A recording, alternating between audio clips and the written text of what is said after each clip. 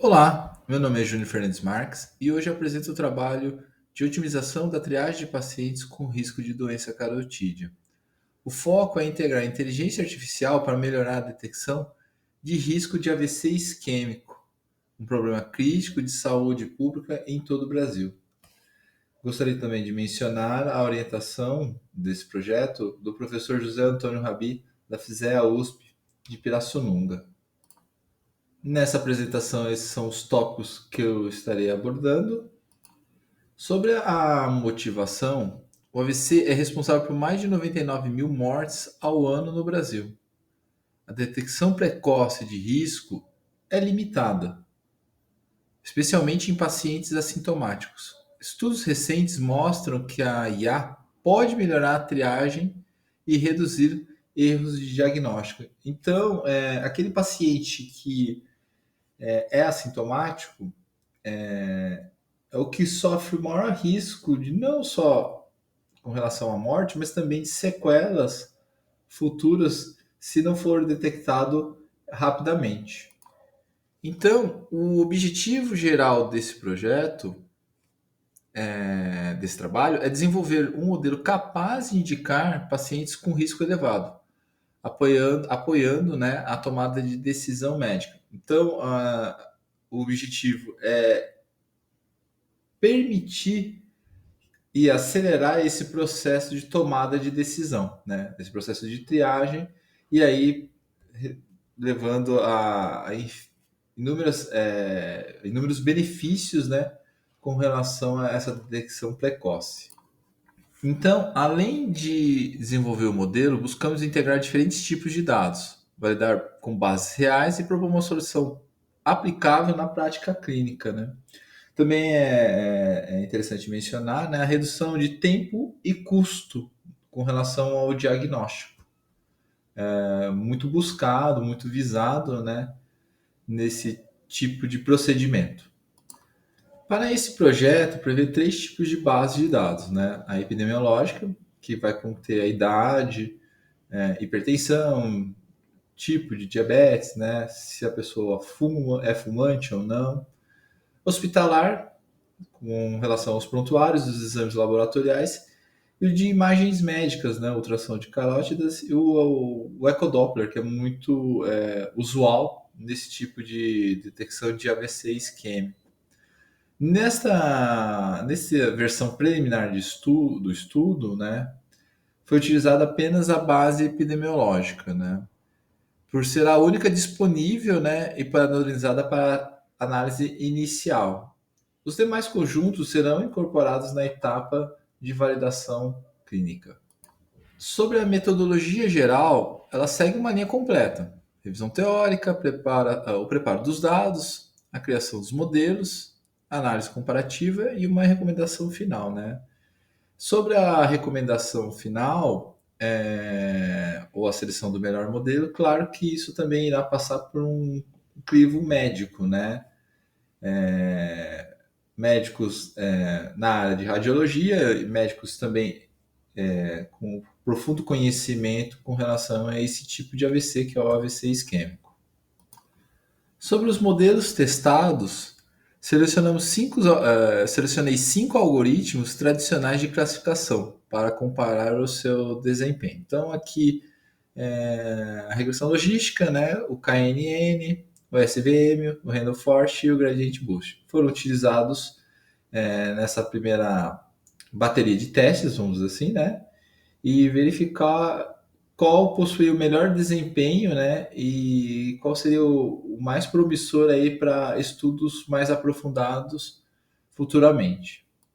Sobre os resultados mostram um desempenho competitivo entre os modelos, mas alguns se destacam. O KNN teve melhor recall, mas o Gradient Boosting ele liderou em acurácia, precisão e F1 score. Falando um pouquinho sobre as métricas e a importância delas, né? Na medicina, o recall é especialmente importante para evitar que casos reais passem despercebidos. O F1 Score nos ajuda a equilibrar isso com precisão. E aí, diante de esses testes, né, conforme esses resultados, observa aí nessa tabela que o Gradient Boost teve aí uma acurácia, uma precisão, um F-score melhores com relação aos outros modelos. Com isso, o Gradient Boosting ele apresentou o melhor equilíbrio geral, acurácia, precisão e F1 score superiores, sem perder sensibilidade, e isso torna o mais adequado para a triagem clínica, né? Com relação a outros levantamentos que eu fiz, né, de outras literaturas, enfim, estudos, né, o Gradient Boost ele se destacou também. Então, ele está seguindo uma coerência, vamos dizer assim, com relação a outras obras, né, que estão fazendo modelos, né, que estão criando modelos com relação a esse tipo de assunto, né, que é o AVC isquêmico. Então, com isso, o Gradient Boost ele se destaca, ele mantém uma performance consistente, né, com relação às métricas, né, então ele consegue detectar casos verdadeiros, então ele minimiza os falsos negativos, tá? Evita alarmes falsos, né? Ou seja, tratamentos desnecessários, então ele minimiza esses falsos positivos. Ambos críticos em aplicações médicas, onde os erros têm alto custo. Então a ideia também, além de ser um processo célere, né? Um processo rápido de detecção, de detectar o paciente com um alto potencial risco de AVC isquêmico, é também reduzir os custos desse processo. Então, o estudo, de uma forma geral, ele vai trazer como benefícios, né, uma triagem mais rápida, uma redução de erros de diagnóstico, apoio à decisão em emergências, o que é fundamental para evitar não só o paciente levar o paciente a óbito, mas também a sequelas permanentes, o uso racional de exames, né, e o potencial para políticas de saúde preventiva, né? Então aí sendo algo eficiente com relação na parte de prevenção. Então, com isso, além dos resultados quantitativos, há também um grande impacto clínico e operacional. Então, esse processo vem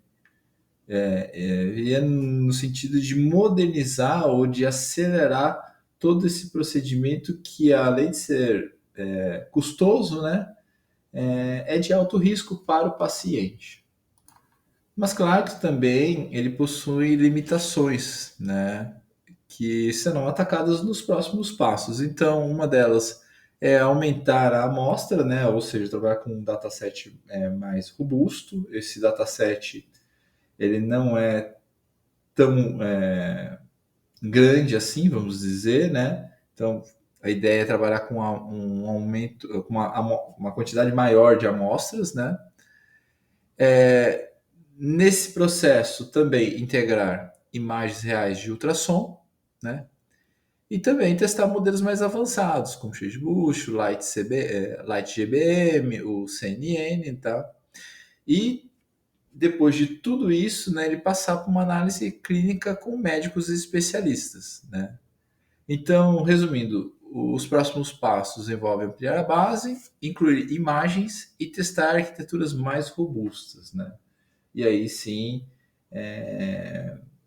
poder colocar em produção e, quem sabe, né, ser muito útil aí, que é o objetivo dele, né, desse projeto, servir aí a população da Santa Casa de Araraquara. Bem, é isso.